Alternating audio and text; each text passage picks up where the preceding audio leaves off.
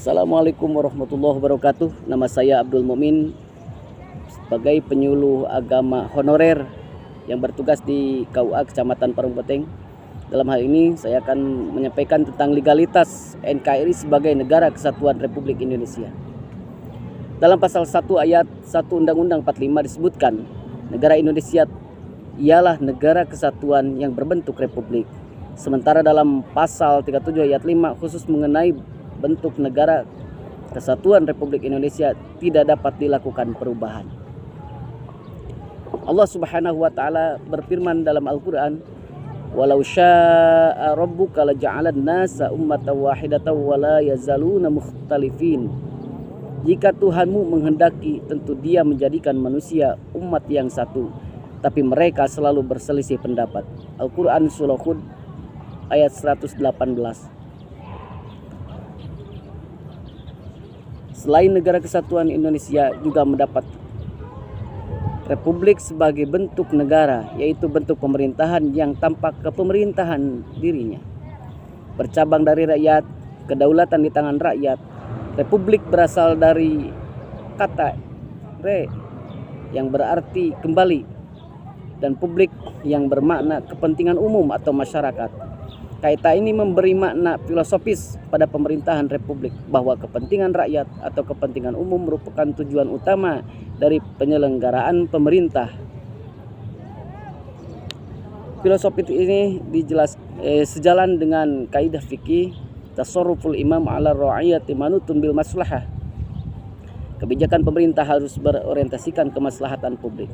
Sementara konsep kedaulatan rakyat yang merupakan karakteristik pemerintah republik sesuai dengan prinsip bahwa pemerintah hanyalah wakil dan pelayan rakyat.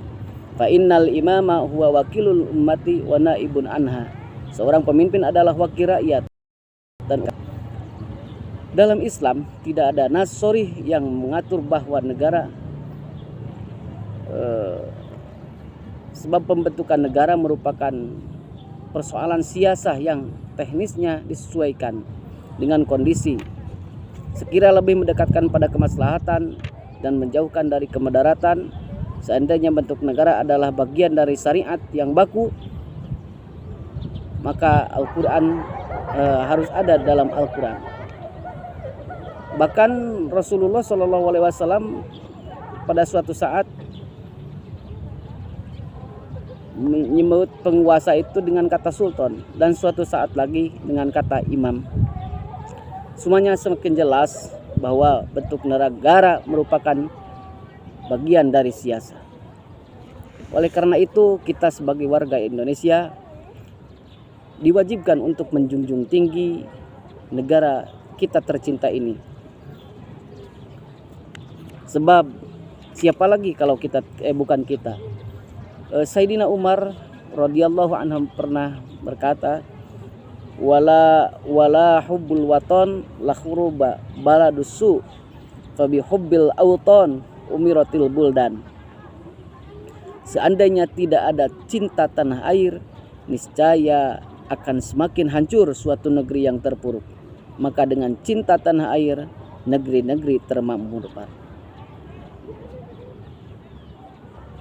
Oleh karena itu, hadirin rahimakumullah, yuk kita sama-sama merawat negara tercinta kita ini dengan menjunjung tinggikan negara tercinta ini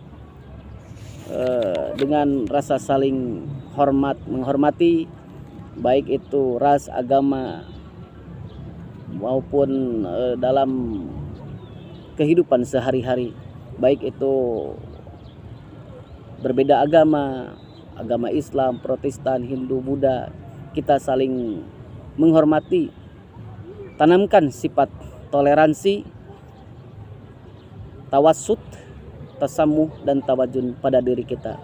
Wallahul muwaffiq ila aqwamit thoriq. Wassalamualaikum warahmatullahi wabarakatuh.